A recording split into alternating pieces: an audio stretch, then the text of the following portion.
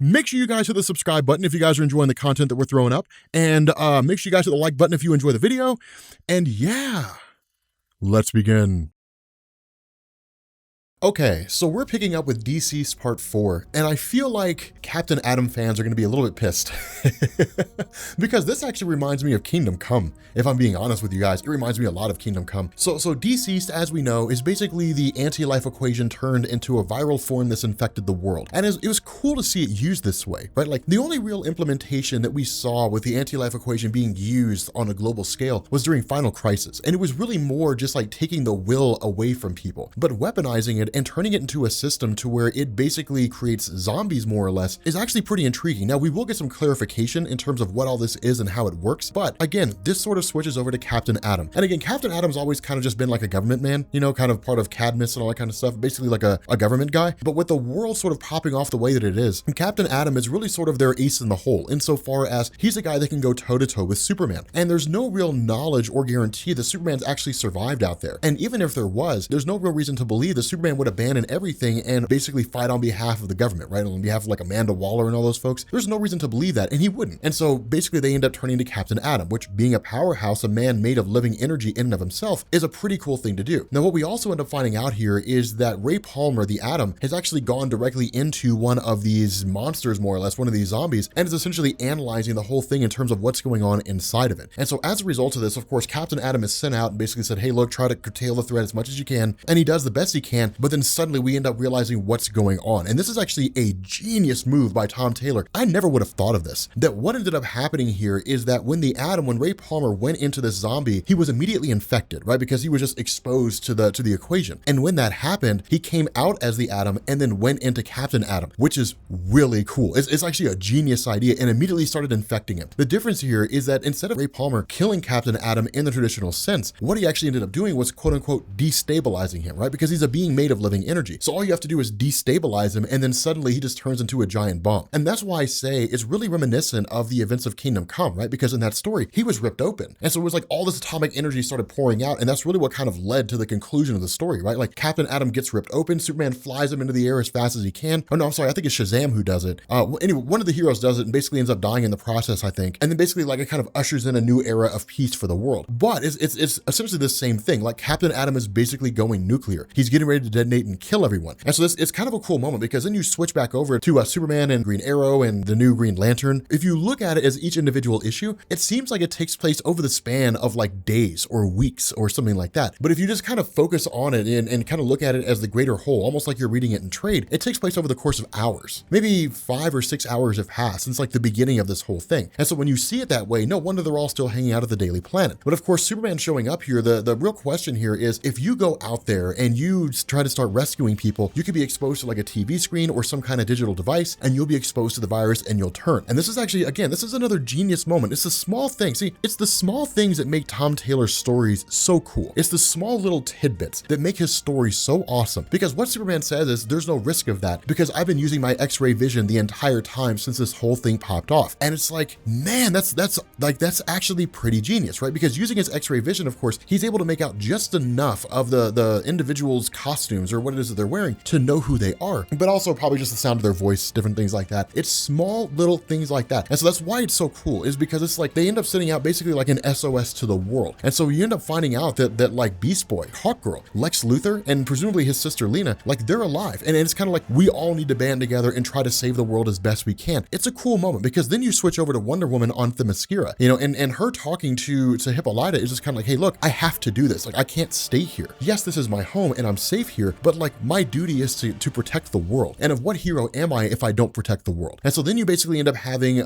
Superman and company travel over to Keystone City and meet with Barry Allen and meet with Wally West. But this is a cool thing, because one of the things that they were told when this whole thing popped off, Batman immediately got a hold of him and said, do not go anywhere. Go somewhere where there is no technology of any kind. Stay there. Don't go anywhere. And it's actually, it makes perfect sense, right? Because if any of the Flashes, if any of the speedsters, you know, managed to contract this virus, the world would be over over like that, there'd be no survivors. I mean, you're talking about people who can move up to the speed of light, and if they want to enter the Speed Force at the speed of light, and then if they enter the Speed Force with this, who the hell knows what's going to happen, right? So you're talking about guys who can vibrate from one dimension to another. So it'd be catastrophic. It would take this global pandemic and elevate it to becoming a multiversal pandemic. The entire multiverse would just collapse because of the speedsters vibrating from one universe to the next and killing everything they see. I love these little nuggets, man.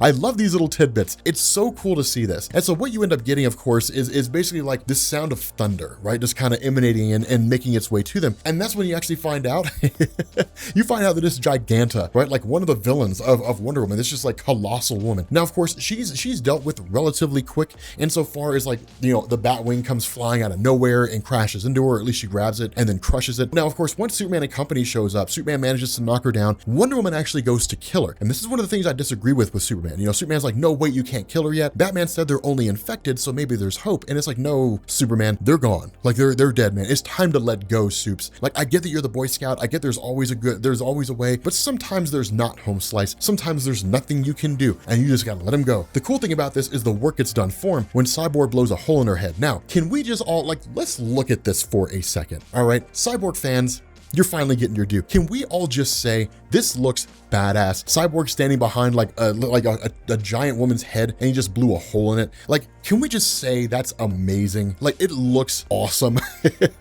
It really does. Like, it looks, and see, this kind of stuff is why I love comics, man, because it's just, it's the tits. Like, it looks badass. Like, let's take a moment of silence for how awesome this is.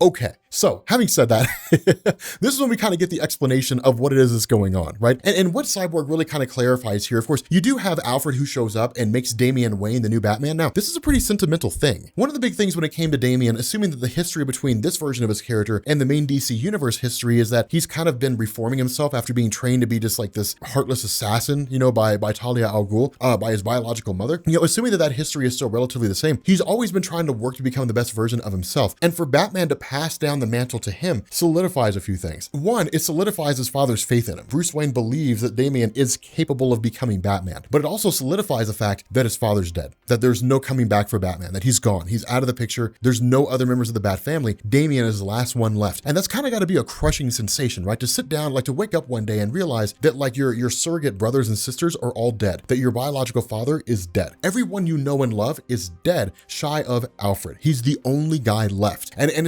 it's a rough thing to see, right? Because in the midst of all this, he just cries in the arms of Alfred. And that's what I love about this, because it's so human, right? Like Damian Wayne seems to be a kid who's so disconnected from his humanity. And you see something like this and it's just so human and it's so cool. And I dig, like, I love this. I love writing like this. Like, I love writing that focuses so much on the characters. It focuses so much on like who they are kind of at their core. And so that's when Cyborg chimes in and says, okay, so these guys aren't really dead in the traditional sense, right? They're not like Night of the Living Dead zombies. They're facsimiles is all they are. They're facsimiles of the anti-life equation. That the anti-life equation is exactly what it stands for, anti-life. And they will spread anti-life, i.e. death, everywhere they go. Now, this is Tom Taylor taking the anti-life equation in the most literal sense, right? Taking it and using it for its namesake and saying the anti-life equation is anti-life. It exists to basically replace life with death. And again, that flies in the face of the traditional sense. And so I imagine there'll be some who kind of snub at that and say, no, that's not what the anti-life equation is. It was never meant to be that way. It just dominates the wills of people because that's what Jack Kirby wanted. That's what it needs to be. Honestly, I don't really care one way or the other. It makes for a cool story. But basically it's Cyborg saying that like they're not human anymore. There's no way to bring them back. You can't fix them. You can't save them. There's nothing we can do. They will find life. Anywhere there is life, they will find it. The only way for us to do that is to leave here, is to get out of here. And so that's why it's kind of crazy, because in the midst of all this, suddenly they're met by the arrival of Hawkgirl, who says, hey, look, Captain Atom is getting ready to explode. He's getting ready to wipe everything out. And so as a result of this, Captain Atom, as soon as he detonates, right, you've got Wonder Woman and you've got Superman that whisk him up into the air as fast as they can. But when he detonates, all of Washington, D.C. goes with it, right? So what's left of the government's gone now. There's no organizing structural force anymore. There's no real military. And if there is a military, they don't know who they're taking their orders from. So there's no real government left anymore. There's nobody making the decisions. All that stuff's basically gone. The outlying territories, Baltimore, they're all basically gone. And the last one to be hit is Metropolis. And so what this looks like is seemingly almost everybody's going to die. Now, if I'm a betting man, I'd probably bet here that basically the Green Lantern's going to conjure a shield that will protect everyone. everyone, but essentially what this will mean is that everybody in their immediate vicinity is gone. All the heroes that were there are dead. All the villains that were there are dead. And they're gonna have to kind of go back out into the world and see if they can save who they can. But again, this is Tom Taylor. If this was Warren Ellis, I would say it's gonna be unnecessarily bleak and they're all gonna die these horrendous radiated deaths, you know, where they all die of radiation sickness or something like that. But this is Tom Taylor. There's usually light at the end of the tunnel. So I'm curious to see where this goes. I'm really excited to see how this ends. But with that being said, guys, we're gonna bring this video to an end. If you are new here to Comics Explained, make sure you guys hit the sub button to become part of the Rob Corps. If you guys enjoyed this video, make sure you drop a like